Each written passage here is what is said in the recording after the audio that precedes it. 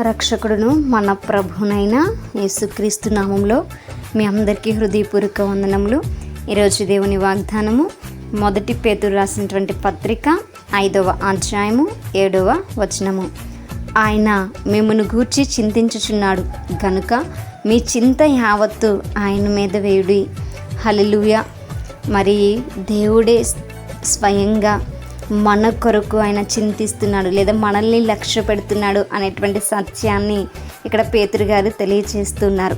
మరి ఎందుకు అనంటే, నీవు నేను బాధపడుట ఆయనకి ఇష్టం లేదు కనుక, నీవు నేను చింతించుట ఆయనకి ఇష్టం లేదు కనుక, నీవు నేను ఏ విషయంలో అయితే బాధపడుతున్నామో, ఏ విషయంలో అయితే ఇబ్బంది పడుతున్నామో, ఏ విషయంలో అయితే మనము మరి శ్రమగా భావిస్తూ ఉన్నామో, ఆ యొక్క విషయమును మనం దేవుని పైన వేస్తే ఆ చింత అంతటిని కూడా దేవుని పైన వేయాలి అనేటువంటి సత్యాన్ని ఇక్కడ తెలియచేస్తున్నారు. ఎందుకు అనంటే, శ్రమ మన ఎదుట మనం ఉంచుకుని కృంగిపోతే మన యొక్క ఎత్తు మూరెడు కూడా పెరగదు అనేటువంటి సత్యాన్ని దేవుని యొక్క వాక్య భాగం తెలియచేస్తుంది. కాబట్టి మనమే బాధపడిపోతూ, మనమే చింతపడిపోతూ ఆ చింతలోంచి, ఆ బాధలోంచి ఎలా బయటికి రావాలో తెలియక మనము చెడు మార్గంలో వెళ్ళిపోయేటువంటి ఆస్కారం ఉంటుంది. కనుక మనము మన బాధను, మన దుఃఖాన్ని మనం దేవునికి అప్పగించినట్లయితే ఆయన మనం పడవలసినటువంటి బాధ, మనము చెందవలసినటువంటి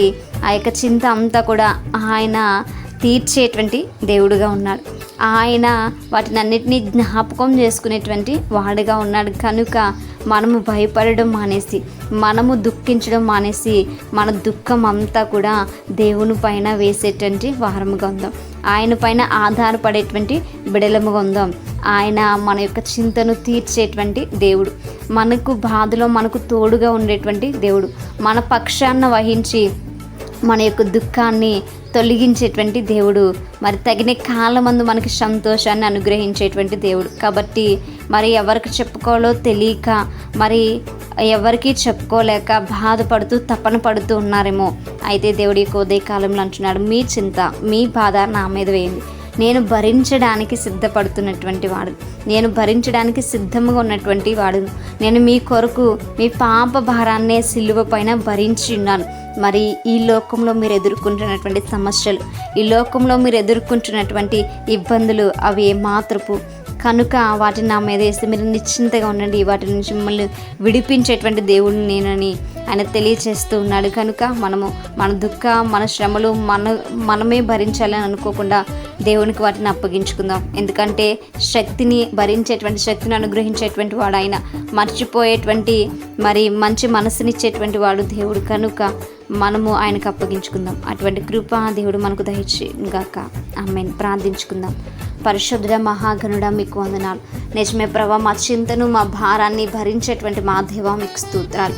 అయా మేము బాధపడి తప్పని పడి నాయన కృంగిపోయి అయా తండ్రి వ్యాధులు తెచ్చుకునేటువంటి వారంగా కాకుండా ఉండనట్లు అయా మా చింత యావత్తు మీ మీద వేసి నాయన నిశ్చింతగా ఉండేటువంటి కృపను మాకు దయచేయండి ప్రభువా. అయా తండ్రి నాయన మీరే మా దుఃఖ దినములను సమాప్తి చేసి తండ్రి సంతోషాన్ని మాకు ఇచ్చేటువంటి దేవుడు కనుక ప్రభువా.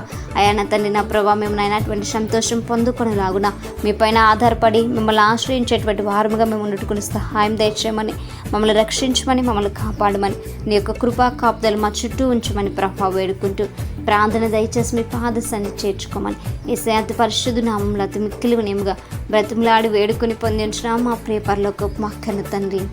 ఆమేన్. Praise the Lord everyone. May God bless you all.